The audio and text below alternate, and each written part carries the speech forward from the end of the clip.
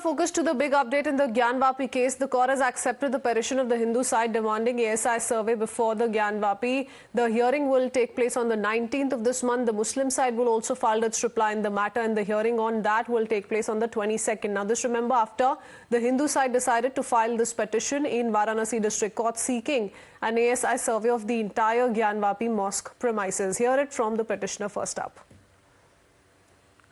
वाराणसी में हमने अपनी बहस की और हमने ये मांग की कि पूरे परिसर की एएसआई जांच कराई जाए। इस मांग में मूलतः हमने ये मांगा कि जो तथाकथित मस्जिद है उसके वेस्टर्न वॉल की जांच हो, जो तथाकथित मस्जिद है उसके जो 3 गुंबद हैं उसके नीचे हिंदू मंदिर का गुंबद, हिंदू मंदिर का शिखर है, उसकी जांच की जाए।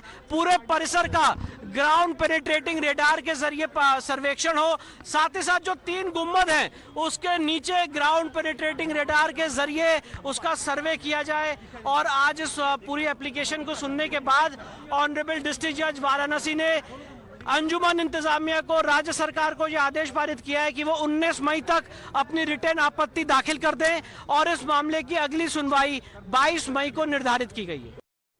Let me quickly go across to Ashutosh joining us with more details. Ashutosh, ये काफी बड़ा अपडेट है क्योंकि काफी बड़ी मांग हिंदू साइड की ओर से सामने रखी गई वाराणसी कोर्ट के, और कोर्ट ने पिटिशन एक्सेप्ट कर लिए। इसकी हियरिंग 19 को होगी, हमें बताया जा रहा है। बिल्कुल, देखिए ये बहुत बड़ी मांग थी। हालांकि इसके पहले हमने देखा था कि जब ज्ञानवापी मस्जिद के अंदर वजूखाने के पास एक शिवलिंगनुमा आकृति मिली थी, उस शिवलिंगनुमा आकृति की पहले साइंटिफिक जांच की मांग की गई थी। हालांकि डिस्ट्रिक्ट कोर्ट ने उसे खारिज कर दिया था। बाद में इलाहाबाद हाई कोर्ट ने एएसआई को इस बात का आदेश दिया कि उस शिवलिंगनुमा आकृति की साइंटिफिक जाँच की जाए। लेकिन अब हिंदू पक्ष के लिए एक दोहरी खुशी है, क्योंकि हिंदू पक्ष ने आज सुबह ये मांग की थी कि सिर्फ शिवलिंगनुमा आकृति ही नहीं बल्कि जो पूरा परिसर है ज्ञानवापी का उसका साइंटिफिक जाँच कराई जाए, क्योंकि मस्जिद की कई दीवारें ऐसी हैं जहां पर हिंदू देवी देवताओं से जुड़ी हुई जो कलाकृतियां हैं, आकृतियां हैं, वो मिली थी। ऐसे में अगर इसकी साइंटिफिक जांच कराई जाए तो दूध का दूध और पानी का पानी हो जाए, क्योंकि हिंदू पक्ष लगातार ये बात कहता आया है कि सन 1669 ईस्वी में औरंगजेब ने आदि विश्वेश्वर के मंदिर को तोड़कर वहां पर ज्ञानवापी मस्जिद का निर्माण कराया था। और पिछले साल जब कोर्ट कमिश्नर की कार्रवाई हुई थी तो उस दौरान भी वीडियोग्राफी और फोटोग्राफी के जरिए कई ऐसी जो निशान थे वो मिले थे, और उससे यह जाहिर हो रहा था कि जो ज्ञानवापी मस्जिद है वो कोई इस्लामिक स्ट्रक्चर नहीं है। इस्लामिक स्ट्रक्चर से इतर कुछ ऐसी वहां पे चीजें मिली थी जो इस बात की ओर इंडिकेट कर रही थी कि वहां पर हिंदी देवी देवताओं से जुड़ी हुई कुछ चीजें ऐसी हैं जिसे लेकर जो लोगों के मन में संदेह था वो उत्पन्न हो रहा था। और उसी को लेकर अब जो हिंदू पक्ष है उसने आज एक याचिका दाखिल की थी जिला जज की अदालत में कि इस पूरे परिसर का अगर साइंटिफिक जांच कराई जाए एएसआई के जरिए तो दूध का दूध और पानी का पानी हो जाएगा। हालांकि हमने इसके पहले देख चुके हैं कि जो अयोध्या में राम मंदिर का निर्माण हो रहा है तो उसका जो आधार था वो एएसआई सर्वे ही हुआ था। तो निश्चित तौर पे इस केस में भी हिंदू पक्ष को ये उम्मीद है कि अगर एएसआई सर्वे की रिपोर्ट जो होगी वो कहीं ना कहीं मंदिर निर्माण की ओर एक जो रास्ता है वो आगे ले जाएगी।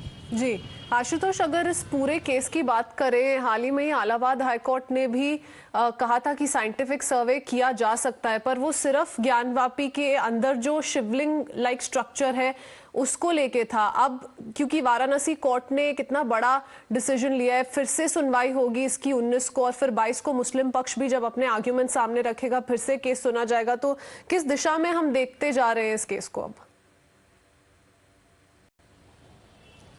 देखिए, सबसे पहले जो हिंदू पक्ष ने पहले उसने यही कहा था कि जो शिवलिंगनुमा आकृति है उसकी जांच कराई जाए।